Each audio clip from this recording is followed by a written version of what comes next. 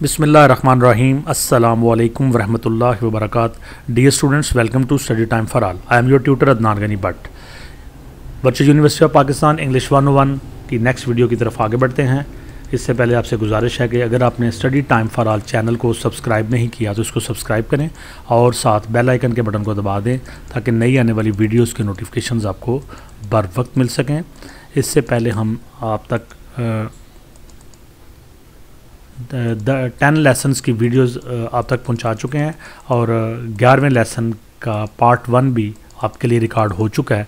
और अब हम आगे बढ़ते हैं लेसन नंबर 11 के पार्ट 2 की तरफ।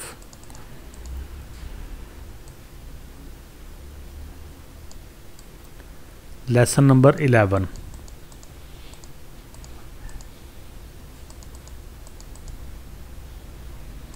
लेसन नंबर 11 का part 2, reading and understanding an approach to comprehension. पढ़ाई और उसकी तफहीम। अबारत को जो आपने तहरीर पढ़ी उसको अंडरस्टैंड किया या नहीं।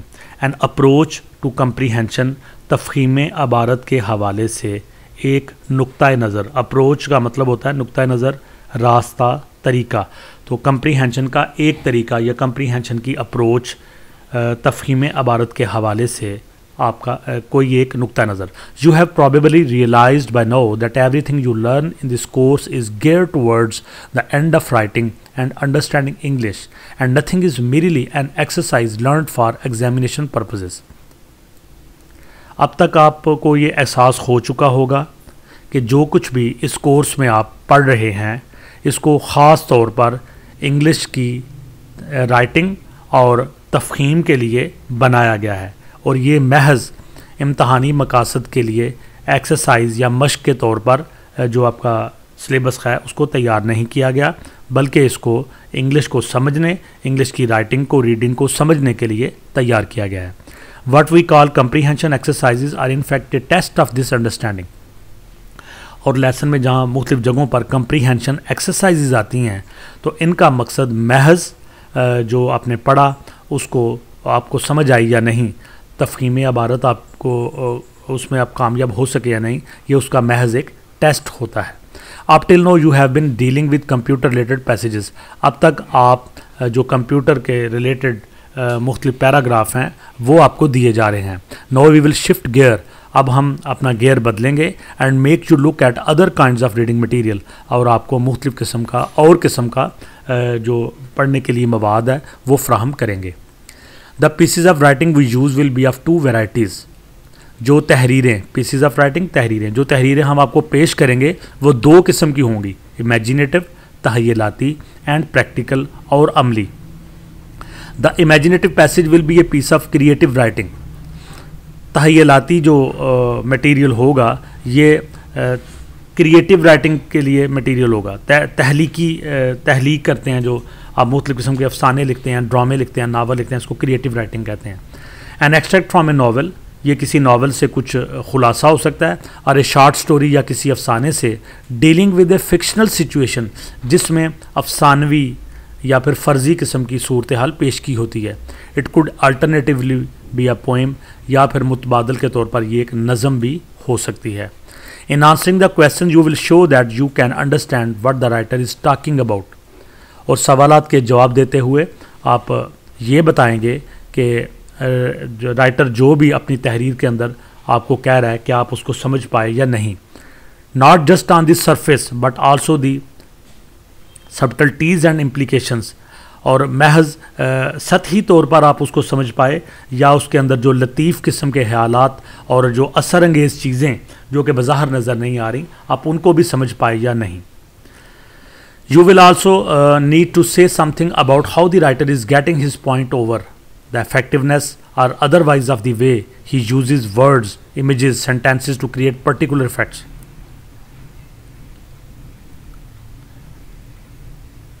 आपको ये कहने की भी ज़रूरत पड़ेगी कि जो राइटर है, how the writer is getting his point over, writer जो है वो अपने नुक्ता नज़र को किस तरह से मुकम्मल कर रहा है। The effectiveness, असरअंगेज़ी के साथ, और otherwise of the way he uses words, या फिर मुख्तलिफ तरीके इस्तेमाल कर रहा है जिनके ज़रिए वो मुख्तलिफ अल्फाज, तसव्वुरात और फ़िक्रात को लिख रहा है एक ख़ास किस्म के असरात पेश करने के लिए। In other words, some insight into matters of style and appropriateness of style to content will be demanded. आपसे ये मुतालबा किया जाता है कि आपके अंदर ऐसी बसीरत आ जाए जिसके ज़रिए आप जो राइटर का जो कंटेंट है, जो मवाद है, उसका जो अप्रोप्रिएटनेस है कि वो कितना मुतनासिब है और उसका जो स्टाइल है उसको आप समझ पाएँ। The practical passage will deal mainly with facts, और जो प्रैक्टिकल पैसेज होगा वो ज़्यादातर हक़ाइक़ को पेश करेगा। It may be a report, an account और someone expressing his opinions on a particular matter. ये कोई रिपोर्ट हो सकती है या फिर कोई बयान हो सकता है जो किसी ने अपनी राय का उसमें किसी ख़ास मसले के बारे में इजहार किया। A series of instructions or a set of statistics, ये कुछ हदायत का सिलसिला हो सकता है या फिर शुमारियात का कोई सेट हो सकता है। Which you will be asked to interpret, जिसमें आपसे पूछा जाएगा कि आप इसकी वजाहत करें, इसकी तफसील बयान करें। The emphasis here will be on making sure that you can understand the line of argument और the logical step by step statement of the facts. जोर इस बात पे दिया जा रहा है कि क्या आप जो ज़ेरे बहस मसला है उसको समझ पाए, या फिर मंतकी तौर पर मरहलावार जो स्टेटमेंट्स और फैक्ट्स दिए गए हैं उस तहरीर के अंदर आप उनको समझ पाए या नहीं। You may be asked to summarise the points made in the passage about a particular aspect of the matter being discuss. जो खास किस्म का मसला ज़ेरे बहस है, ये भी आपसे पूछा जा सकता है कि आपसे कहा जा सकता है कि उसको मुख्तलिफ पॉइंट्स की शक्ल में उसका खुलासा बयान करें। Keep in mind that the computer text that we did in the earlier lessons were factual text. ये बात भी जहन में रखें कि पिछले असबाक में जो कंप्यूटर के हवाले से हमने लेसन्स पढ़े या टेक्स्ट पढ़ा तो उसमें फैक्चुअल टेक्स्ट दिए गए थे, यानी फैक्ट्स वगैरह उसमें बताए गए थे कंप्यूटर्स के हवाले से। काइंड्स ऑफ क्वेश्चंस, सवालात की किस्में। The kinds of questions on reading passages are likely to be as follows. तो रीडिंग जो पैसेजेस हैं, पढ़ने के लिए जो आपको पैराग्राफ दिए जाते हैं, उनके ऊपर मुख्तलिफ किस्म के सवालात आपसे पूछे जा सकते हैं। नंबर 1, मीनिंग, मतलब, मानी। You may be asked to explain the meaning of the word और phrase as it is used in the passage. आपसे किसी लफ्ज़ के मतलब या किसी जुमले के मतलब के बारे में पूछा जा सकता है कि वो किस तरह से किसी पैसेज में, पैराग्राफ में इस्तेमाल हुआ। For example, when you see the word execute you may immediately think of the meaning inflict capital punishment on. आपसे एक लफ्ज़ पूछा जाता है एग्जीक्यूट, तो एग्जीक्यूट का लफ्ज़ में आते ही जो मौत की सज़ा है, एग्जीक्यूशन जिसको कहते हैं, मौत की सज़ा देना, फांसी की सज़ा देना, तो फौरी तौर पर उसका ये मतलब जहन में आता है। But this would not be an appropriate meaning in A context like this. लेकिन अगर आपने पैराग्राफ को पढ़ा है तो उसमें अगर आपने उसका कॉन्टेक्स्ट, सियाको सबाक देखा है, तो ये मतलब शायद ना हो।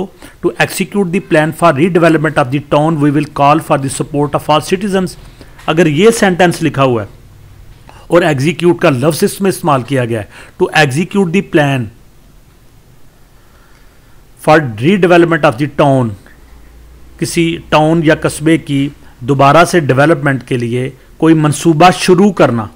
यहाँ पे एग्जीक्यूट का जो मतलब है वो सज़ा देना या फांसी की सज़ा देने वाला एग्जीक्यूट नहीं है। ये बस यहाँ पे जो एग्जीक्यूट है इसका मतलब है किसी चीज़ को शुरू करना, किसी चीज़ का आगाज़ करना, किसी चीज़ को अमल में लाना। तो यहाँ पे इस सेंटेंस में बताया जा रहा है कि किसी टाउन की रीडेवलपमेंट का जो प्लान है उसको शुरू करना, वो will call for the support of all citizens. इसके लिए हमें तमाम शहरियों की मदद की ज़रूरत है। Here execute means carry into effect. यहाँ पे एग्जीक्यूट का जो मतलब है वो कैरी इन टू इफेक्ट है। तो एक पैराग्राफ आपने पढ़ा, उसमें आपसे मीनिंग पूछा गया, तो आपने वो मीनिंग जो कॉन्टेक्स्ट है पैराग्राफ का उसके मुताबिक बताना है, क्योंकि एक वर्ड के कई किस्म के मीनिंग्स हो सकते हैं। नंबर 2, फैक्ट्स, हकायक। You may be asked to answer questions about what the passage is actually saying to make sure that you understand. आपसे ये भी पूछा जा सकता है कि सवालात के जवाब दें इस पैसेज के हवाले से कि आप पता चल सके कि आप हकीकत में इसको समझ पाए। For example, if the piece of writing is about a character digging his allotment. मिसाल के तौर पर एक पैराग्राफ है जिसमें ये पूछा जा रहा है, उसमें जो किरदार दिखाया गया है, जो कैरेक्टर दिखाया गया है कि वो कोई उसकी कोई अलॉटमेंट, उसकी कोई जगह है, उसको खोद रहा है। यू मे बी आस्क्ड, आपसे पूछा जा सकता है what is the character is doing, what is the character doing, कि जो कैरेक्टर है, किरदार है, वो क्या कर रहा है। Number 3, reading between the lines, lines के अंदर ज़ेरे सतर चीज़ों को पढ़ना, लकीरों के अंदर दी हुई चीज़ों को पढ़ना, यानी एक बज़ाहिर मतलब होते हैं, एक मैख्फी किस्म के पैगामात होते हैं, उनको पढ़ना। Writers do not always state facts directly, आमतौर पर जो लिखारी होते हैं वो बराह रास्त हक़ाइक़ को बयान नहीं करते। They imply emotions and attitude and suggest points of view, वो मुख्तलिफ़ किस्म के जज्बात को और रवैयों को इस्तेमाल करते हैं और मुख्तलिफ़ किस्म के नुक्ता नज़र पेश करते हैं। And they depend on the reader being perspective enough to be able to form a total impression greater than the bare words on the page। तो ये डिपेंड करता है रीडर के ऊपर कि उसका नुक्ता नज़र को समझने की सलाहियत कितनी ज़्यादा है कि वो पूरी तरह से तासर ले सके उन बेयर वर्ड्स, उन नंगे अल्फाज से जो पेज पे दिए हुए हैं, यानी पेज के ऊपर दिए हुए जो अल्फाज हैं उनसे जो छुपा हुआ इंप्रेशन है वो ले सके। ये डिपेंड करता है रीडर के नुक्ता नज़र को समझने के अमल पर, उसका जो अदराक या फ़हम का जो और शऊर का जो उसके अंदर सलाहियत है उस पर डिपेंड करता है। फॉर इंस्टेंस, मिसाल के तौर पर, an author may not state directly that he dislikes a particular character he is writing about. मिसाल के तौर पर एक जो मुसन्नफ़ है जिस कैरेक्टर के बारे में वो लिख रहा है वो कभी भी बराह रास्त नहीं कहेगा कि वो उसको नापसंद करता है, but the words he uses to describe that character and the situations he presents him it may convey the author's attitude toward the character. बल्कि वो अल्फाज जो वो कैरेक्टर को बयान करने के लिए इस्तेमाल करेगा और वो सिचुएशन जो सूरत हाल पेश करेगा, वो ये दो चीज़ें यानी कैरेक्टर के बारे में जो वो बयान करेगा और जो सूरत हाल बयान करेगा, ये चीज़ें हमें आथर का जो रवैया होगा कैरेक्टर के बारे में उसको बताएंगी। And the attitude is passed on to the perceptive reader, और जो शऊर और अदराक रखने वाला रीडर है उस तक उसका रवैया और उसके कैरेक्टर के हवाले से जो ख्याल आते हैं वो पहुंच जाएंगे। The words are not chosen accidentally but with a purpose. Writer जो होता है वो जो अल्फाज का चुनाव करता है वो हादसाती तौर पर नहीं करता बल्कि एक मकसद के तहत करता है। And you must be able to get beyond the surface meaning of the words and see what the implications of such words are. और आपको अल्फाज की सतह तक पहुँच के देखना पड़ता है कि इन अल्फाज के जो हकीकी मानी वो क्या है। फॉर एग्जाम्पल, मिसाल के तौर पर, the same soldiers could be called terrorist और freedom fighters according to the writer's attitude towards them. एक ही किस्म के फौजियों को राइटर अपने एटीट्यूड के ज़रिए से, अपने रवैये के ज़रिए से दहशतगर्द भी साबित कर सकता है और मुजाहिदीन या जो फ्रीडम फाइटर होते हैं, आज़ादी के लड़ने वाले, उनको भी साबित कर सकता है। ये राइटर पे मुनसर है कि वो फौजी जो कि जंग लड़ रहे हैं उनको वो टेररिस्ट साबित कर दे या फिर फ्रीडम फाइटर साबित कर दे। B, in describing someone eating a writer may use the words. किसी शख्स को जो कि कोई खाना खा रहा है या कोई चीज़ पी रहा है तो राइटर ये अल्फाज इस्तेमाल करके उसको बयान कर सकता है। वुल्फ डाउन, झपट पड़ना, खाने पे झपट पड़ना। तो जब खाने पे झपट पड़ने का लफ्ज़ इस्तेमाल होगा तो इससे जो खाना खाने वाले हैं उनके बारे में राइटर का जो तासुर है वो बयान होगा। स्लॉबर्ड, गजल्ड, स्लॉबर्ड राल टपकने पड़ना। तो जब किसी शख्स का खाना दे के राल टपकने लगती है तो उसकी नेचर के बारे में हमें पता चलता है। गजल्ड, गटागट पी जाना। तो गटागट पीने के हवाले से ये जो लफ्ज़ है ये उस शख्सियत के बारे में बताता है जो कोई शरबत या पानी पी रहा है। If he is describing A baby eating, अगर ये अल्फाज इस्तेमाल करके खाने पे झपट पड़ना या फिर राल टपकना या फिर गटागट पी जाना, ये अल्फाज अगर वो किसी बच्चे के लिए इस्तेमाल कर रहा है, this words may be merely statement और फैक्ट, तो ये अल्फाज बच्चे के हवाले से एक महज बयान हो सकते हैं या हकीकत हो सकते हैं, क्योंकि बच्चा जब ये काम करता है तो उसके ऊपर कोई एलिगेशन नहीं आती। But if there are about an adult अगर ये अल्फाज किसी बालग या बड़े शख्स के बारे में है, there may well be a suggestion of distaste toward the character, तो इसका मतलब है कि इन अल्फाज को इस्तेमाल करके राइटर उस करैक्टर के बारे में अपनी बदज़ौकी को या नापसंदीदगी का इजहार कर रहा है। नंबर 4, मेटाफोरिकल लैंग्वेज, इस्ताराती ज़ुबान। अशारे कनाए में जो चीज़ बयान की जाती है उसको मेटामोरिफल कहते हैं। You may be asked to explain what it is exactly that the writer has in mind. आपसे ये पूछा जा सकता है कि वजाहत करें कि मुसन्नफ़ के जहन में हकीकत में क्या चीज़ मौजूद है। When he makes a comparison और यूजेज ए मेटाफोरिकल एक्सप्रेशन, जब वो चीज़ों का मुआजना करता है या फिर इस्ताराती इजहार करता है। फॉर एग्जाम्पल, मिसाल के तौर पर, in the story by Dylan Thomas, एक कहानी में जो कि डायलन थॉमस ने लिखी, द आर्थर सेज, मुसन्नफ़ कहता है, my uncle blew and bugled whenever he won at cards. जब भी पत्तों के खेल में या ताश के खेल में मेरे चचा जीत जाते तो उनके लिए उसने लफ्ज़ इस्तेमाल किया है ब्लू एंड ब्यूगल्ड। तो ब्लू का मतलब होता है ऊंची ऊंची मुंह में से हवा खारिज करना, और ब्यूगल्ड का मतलब होता है बिगल बजाना या बाजा बजाना। तो बज़ाहिर तो यही लगता है इन अल्फाज के इस्तेमाल से कि मेरे चचा जब भी गेम जीत के आते तो वो ऊंची ऊंची आवाज़ें निकालते और साथ बाजा बजाते। अब लफ्ज़ी मतलब तो इसका ये है। अब जो रीडर है उसने यहाँ से मतलब निकालना है। The word blue just a literal and factual way of expelling. तो जो लफ्ज़ ब्लू है ये इसका जो लफ्ज़ी मतलब है और जो हकीकी मानी है वो ये है एक्सपेलिंग, मुंह से तेज़ी से हवा खारिज करना। The breath from his mouth in a burst, एक धमाके के साथ मुंह से हवा को निकालना। But the word bugled is being used in a metaphorical way, जबकि जो ब्यूगल्ड लफ्ज़ है ये इस्ताराती तौर पे इस्तेमाल किया गया है। Thomas is making a comparison between the noise his uncle made and the sound of A bugle.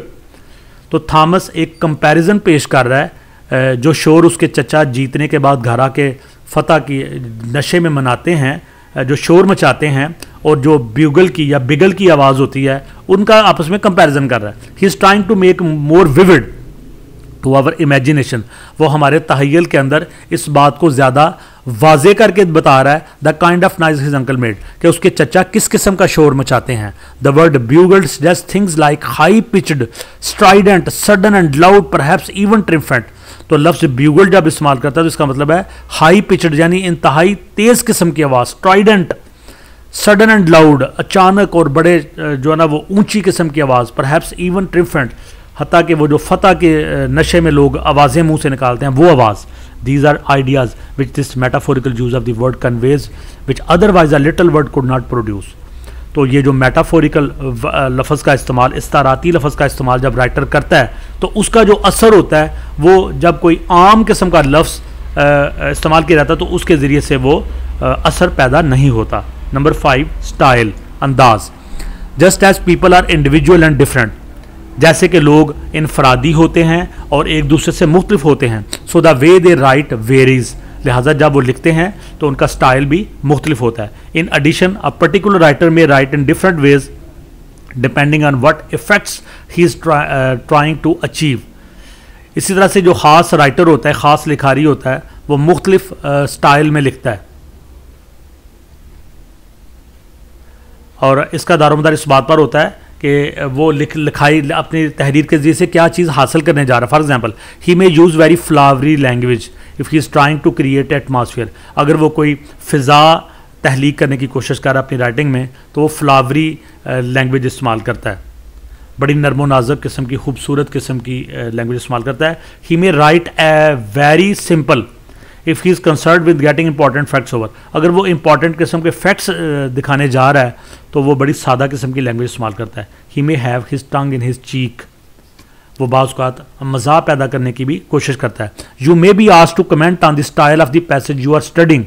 आपसे कहा जा सकता है कि पैसेज जो आप पढ़ रहे हैं उसके स्टाइल के ऊपर अपना तबसरा करें। And you may have to justify the appropriateness and factness, और आपको सही सही जवाब देना होता है इसकी मुनासबत का और इसके मौसर होने का, और otherwise of the style to the content what the writer is saying, और ये बताना होता है कि राइटर क्या कहने जा रहा है। The kinds of points you would have to be aware of are the variety of sentences used.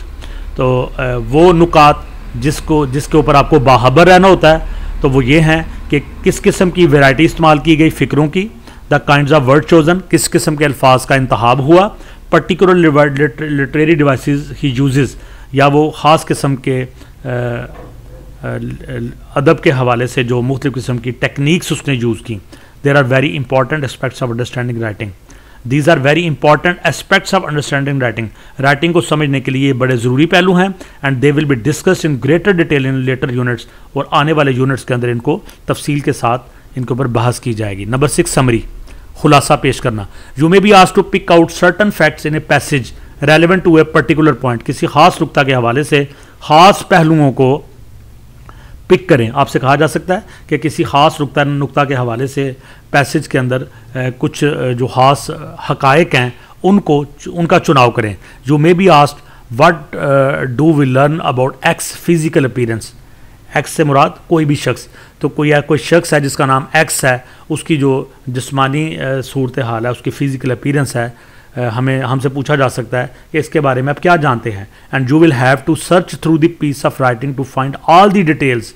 तो आपको जो वो टुकड़ा राइटिंग का दिया गया है उसको अच्छी तरह से कंगालना होता है, जांचना होता है और तमाम तफसीलात देखनी होती हैं. That the writer gives you about this, जो कि राइटर ने उस एक्स जो शख्स है जिसकी फ़िज़िकल अपीयरेंस के बारे में से पूछा जा रहा है उसके बारे में उसने लिखा है. नंबर 7, ओपिनियंस, राय.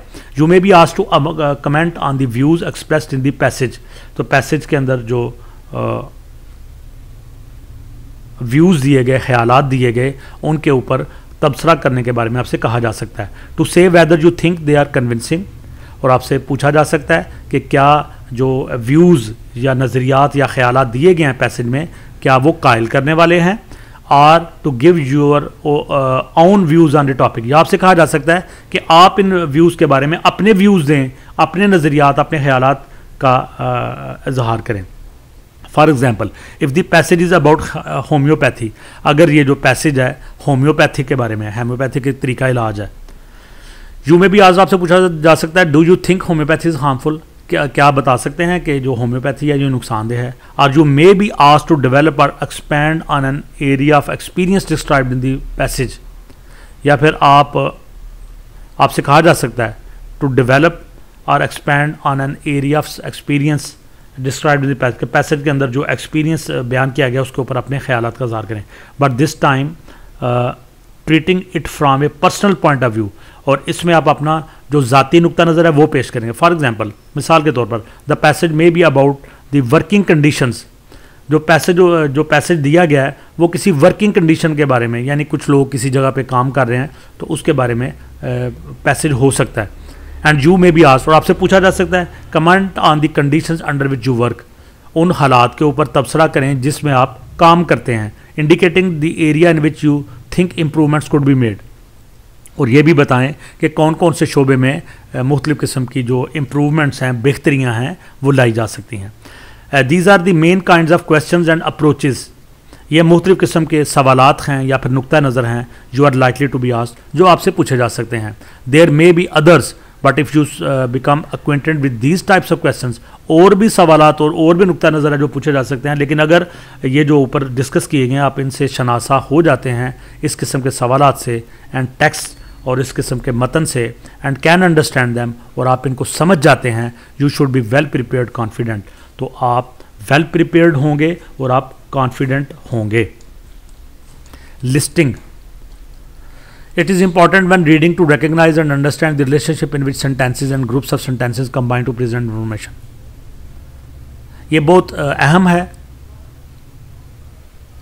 जब आप रीडिंग कर रहे हैं और उसको रिकग्नाइज करते हैं, उसको अंडरस्टैंड करते हैं, तो रिलेशनशिप, उस रिलेशनशिप को in which sentences and groups of sentences combine, तो वो रिलेशनशिप फ़िक्रों के अंदर जो कि सेंटेंसेस को आपस में जोड़ता है या मुख्तलिफ़ किस्म के ग्रुप्स एंड सेंटेंसेस को आपस में कंबाइन करता है मालूमात देने के लिए, तो जो तरीक़ाकार इस्तेमाल होता है उसको समझना और पहचान करना बहुत ज़रूरी है. दिस इंफॉर्मेशन में be linked by means of A connective word और मार्कर.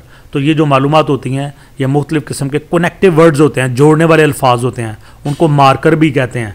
तो उनके ज़रिए से मुख्तलिफ़ सेंटेंसेस को मालूमात फ़राहम करने के लिए जोड़ा जाता है. मेकिंग ए लिस्ट, एक लिस्ट बनाने के लिए, एन्यूमरेटिंग नंबर लगाने के लिए, एंड गिविंग इंस्ट्रक्शंस हदायत देने के लिए, इंडिकेट से cataloguing of what he is being said, या फिर कैटलॉग फरिस्तें बनाई जाती हैं और बताया जाता है कि क्या बात पेश की जा रही है। It is important to note that most enumerations belong to clearly defined sets. ये नोट करने की बात है कि अक्सर एन्यूमरेशंस जो होती हैं इनका ताल्लुक डिफाइंड सेट्स के साथ होता है। The following table is a list of markers, नीचे एक टेबल दिया जा रहा है और उसमें मार्कर्स की लिस्ट है, या फिर जो कनेक्टिव वर्ड्स होते हैं जिनके ज़रिए मुख्तलिफ फ़िक्रों को, पैराग्राफ को जोड़ा जाता है, उनकी लिस्ट दी जा रही है। That can be use to show the order in which things are to be said, और उसमें वो ऑर्डर, वो तरतीब बताई गई है जिसके ज़रिए चीज़ें पेश की जाती हैं। तो ये लिस्टिंग मार्कर्स हैं 1 2 3 etc 1 2 3 etc, first second third, या फिर firstly secondly thirdly, in the first, in the second, in the third place, another, next, then, furthermore, afterwards, moreover, lastly, finally, to begin with, to start with, and to conclude. First and foremost, mark the beginning.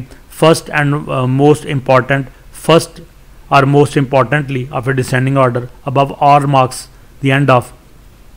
Last but not least, an ascending order.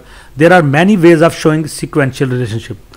जो एक मुसलसल relationship होता है उसको show करने के लिए कई तरीके हैं। Those given in the table above are not the only ones, ऊपर जो ये दिए गए हैं ये सिर्फ यही नहीं है। They are the most common ones used in listing और एन्यूमरेटिंग। तो लिस्टिंग बनाने के लिए, एन्यूमरेटिंग शो करने के लिए जो कॉमन है वो ऊपर ये दिए गए हैं। The LY forms are usually used when listing, listing के लिए ज़्यादातर LY फॉर्म्स इस्तेमाल की जाती हैं।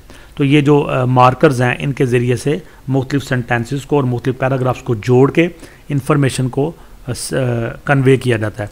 सैम्पल पैराग्राफ दिया गया है।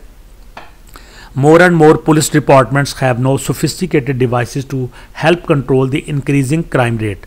ये पैराग्राफ के जरिए आपको समझ आएगी कि ये मुख्तलिफ मार्कर हैं, इनको इस्तेमाल करके किस तरह से इंफॉर्मेशन कन्वे की जाती है। More and more police department, ज़्यादा से ज़्यादा पुलिस के शोबों को have no sophisticated devices to help control the increasing crime rate, बढ़ते हुए जुर्म की शरह को रोकने के लिए मुख्तलिफ पुलिस के डिपार्टमेंट को ज़्यादा से ज़्यादा सोफिस्टिकेटेड डिवाइसेस, बड़े आला किस्म के आलात दिए जा रहे हैं। सम ऑफ दीज आर, इनमें से कुछ हैं। फर्स्टली, पहले नंबर पर, a computer terminal inside a police vehicle, police की गाड़ी में कंप्यूटर टर्मिनल दिया गया है to answer an officer's question, officer के सवालात के जवाब देने के लिए। सेकंडली, दूसरे नंबर पर, a computer control display unit for displaying fingerprints.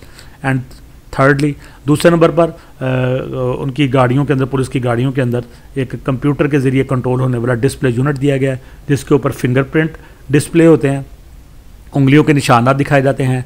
And thirdly, तीसरे नंबर पर, educational systems for police officers, police officers के लिए एजुकेशनल सिस्टम दिए गए हैं, सच एज टर्मिनल, जैसे terminal enabling them to verify changes in laws, जिसके ज़रिए उनको पता चलता है कि कौन कौन से कवानीन में तब्दीलियाँ हो रही हैं, रूल्स एंड रेगुलेशन किस तरह से बदले जा रहे हैं, तो उनको साथ साथ कंप्यूटर के ज़रिए से हदायत मिलती हैं। The computer memory of many law enforcement systems, बहुत सारे कानून लागू करने वाले जो सिस्टम है उनमें जो कंप्यूटर मेमोरी है, contains all kinds of information, उनमें तमाम किस्म की मालूमात दी जाती है। फर्स्ट एंड फॉरमोस्ट, पहली और अवलीन, it has data on stolen items such as cars, इनमें जो चोरी शुदा आइटम होते हैं जैसे कि कार वगैरह की मालूमात होती हैं, लाइसेंस प्लेट्स की मालूमात, एंड प्रॉपर्टी की मालूमात होती हैं। Second, it has information on missing persons, जो लोग गुमशुदा हैं उनकी इंफॉर्मेशन होती है, एंड वांटेड फ्यूगिटिव्स, और जो मतलूब मफरूर होते हैं जेलों से भागे हुए, उनकी लिस्टें होती हैं। लास्ट बट नॉट लीस्ट, आखिरी लेकिन कम से कम नहीं, it contains information of political extremist groups, जो सियासी तौर पे इंतहा पसंद ग्रोह होते हैं, एंड देयर एक्टिविटीज़, और उनकी सरगर्मियों की मालूमात भी होती हैं। It goes without saying that computers have certainly revolutionary police work, ये बात कहना है, ये बात कही जा सकती है कि कंप्यूटर्स ने जो पुलिस का काम है उसमें इनकलाब बर्पा कर दिया by providing access to millions of items of information, क्योंकि उनको मिलियन के हिसाब से मालूमात की जो चीज़ें हैं वहाँ तक रसाई हो चुकी है, with the least possible delay and speeding up the process of apprehending suspicious looking characters, और जो मशकूक किस्म के किरदार हैं उनको गिरफ्तार करने के प्रोसेस तक कम से कम तातुल हो, कम से कम डिले हो और उनका काम स्पीड अप हो। कंप्यूटर्स ये सारा काम कर रहे हैं।